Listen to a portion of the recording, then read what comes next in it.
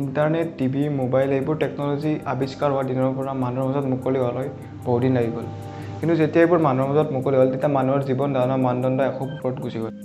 ঠিক তেনেদৰে পৃথিৱীত এতিয়াও কিছুমান এনেকুৱা টেকন'লজি আছে যিবোৰ আৱিষ্কাৰ হৈ গৈছে, কিন্তু মানুহৰ মাজত মুকলি এতিয়ালৈকে হোৱা নাই বা হ'বলৈ তাৰ কাম চলি আছে, বা কিছুমান নিৰ্দিষ্ট ঠাইতো এইবোৰ বস্তু মুকলি হৈ গৈছে।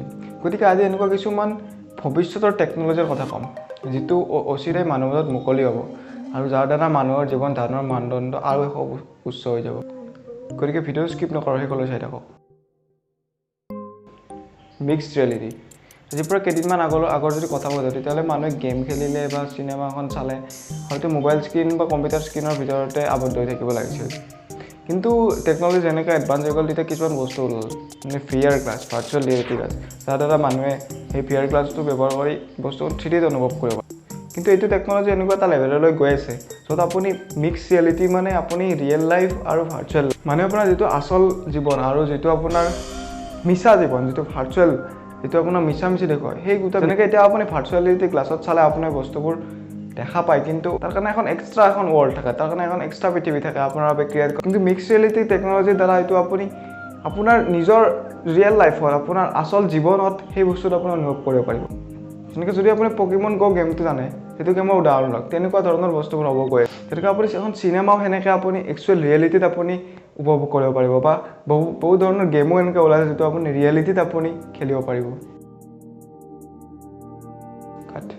এৰে অফ থিংছ, এই টেকন'লজিটো ইতিমধ্যে চিকাগো চহৰত ব্যৱহাৰ কৰা হৈছে। এইটোত আপোনালোকৰ বিভিন্ন ধৰণৰ চেঞ্চৰ গোটেই চিটিক আপোনাৰ গোটেই চহৰত চাৰিওফালে লগোৱা হ'ব। বিভিন্ন ধৰণৰ চেঞ্চৰ আপোনাৰ গোটেই বিভিন্ন ধৰণৰ ডাটা কালেক্টৰ বাবে, আৰু সেই চেঞ্চৰবোৰৰ দ্বাৰা আপোনাৰ চিটিখনৰ, আপোনাৰ চহৰখনৰ ডাটা কালেক্ট কৰি গোটেই মানুহৰ ঘৰে ঘৰে বা মানুহৰ মোবাইলে এনেকৈ পঠোৱা হ'ব। এজন আস্থামা ৰোগী তেওঁ যেতিয়া ক'ৰবালৈ যাব খুজিব তেতিয়া এই টেকন'লজিটো তেওঁক কৰিব যে এই ৰাস্তাটো পলিউটেড, এই ৰাস্তাটো প্ৰদূষিত হৈছে, আপুনি ইফালে নাযাব। গতিকে ইয়াতে তেওঁ লাভ হ'ব যে তেওঁ সেই প্ৰদূষিত ৰাস্তাত নাযাব আৰু তেওঁ এটা বেলেগ ৰাস্তা ল'ব।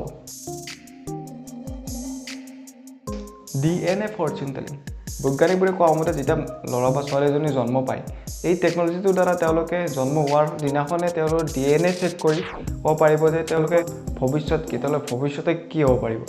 যেনে উদাহৰণস্বৰূপে তেওঁৰ হবিজ কেনেকুৱা ধৰণৰ হ'ব, কিটো দিশত যাব, তেওঁৰ ইণ্টাৰেষ্ট কেনেকুৱা হ'ব, কিটো দিশত যাব, বা তেওঁ ভৱিষ্যতে হাৰ্ট এটেক পোৱাৰ কিমান সম্ভাৱনা থাকিব, তেওঁ ভৱিষ্যতে কেঞ্চাৰ বেমাৰটো হোৱাৰ কিমান সম্ভাৱনা থাকিব, বা তেওঁ ভৱিষ্যতে নিচাযুক্ত দ্ৰব্যৰ প্ৰতি আকৰ্ষিত হ'ব নেকি, এনেকুৱা ধৰণৰ বিভিন্ন কথা তেওঁলোকে জন্ম হোৱাৰ দিনাখনেই DNA চেক কৰি আগতে কৈ দিব পাৰিব।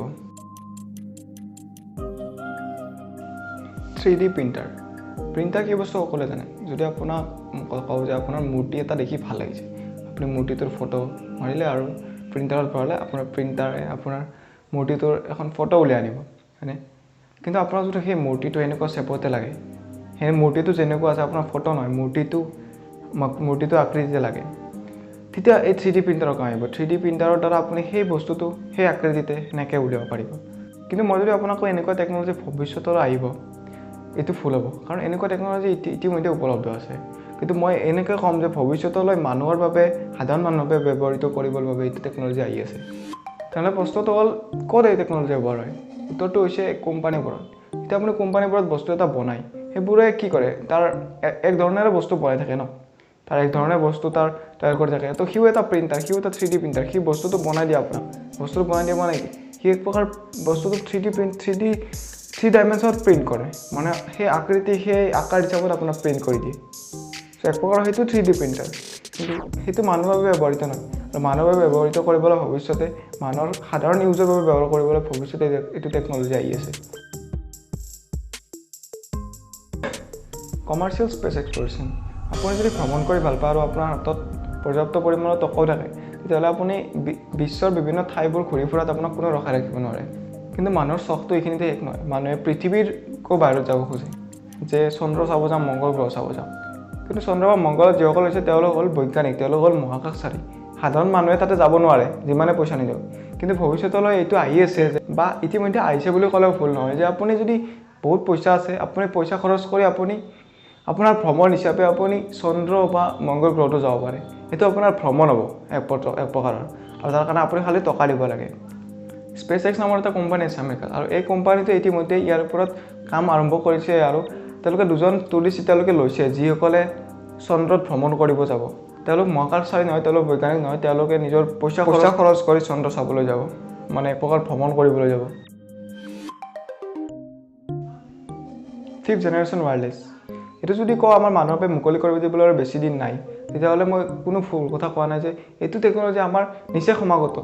আৰু চাই কেইটামান বছৰ ভিতৰতে মানুহৰ বাবে এই 5th জেনেৰেশ্যন টেকন'লজি মুকলি কৰি দিয়ে, যাৰ দ্বাৰা মানুহে এতিয়া ব্যৱহাৰ কৰি থকা 4G টেকন'লজিতকৈ 10 গুণ বেছি স্পীডত ইণ্টাৰনেট উপভোগ কৰিব পাৰে। হাইপাৰলুপ, আপোনাক যদি মই প্ৰশ্ন কৰোঁ বৰ্তমান সময়ৰ সবাতোকৈ দ্ৰুতবেদী যাতায়াত ব্যৱস্থা কোনটো, উত্তৰটো হ'ব উৰাজাহাজ, এৰোপ্লেনৰ দ্বাৰা আমি অতি সোনকালে এটা ঠাইৰ পৰা এটা ঠাইলৈ যাব পাৰোঁ। কিন্তু আপোনাৰ যদি কওঁ ভৱিষ্যতে এৰোপ্লেনক বিট কৰিবলৈ আৰু এটা টেকন'লজি আহিছে যাৰ নাম হ'ল হাইপাৰলুপ। এই হাইপাৰলুপ ট্ৰেইনবোৰে ইমান স্পীডত যাব পাৰিব যে আপোনাৰ 30 মিনিটৰ ভিতৰত 600 কিলোমিটাৰ যাব পাৰিব। আপোনাক চাই ল'ব 600 কিলোমিটাৰ, অসমৰ পৰা 600 কিলোমিটাৰ দূৰত কি আছে, 30 মিনিটৰ ভিতৰত 600 কিলোমিটাৰ অতিক্ৰম কৰিব পাৰিব।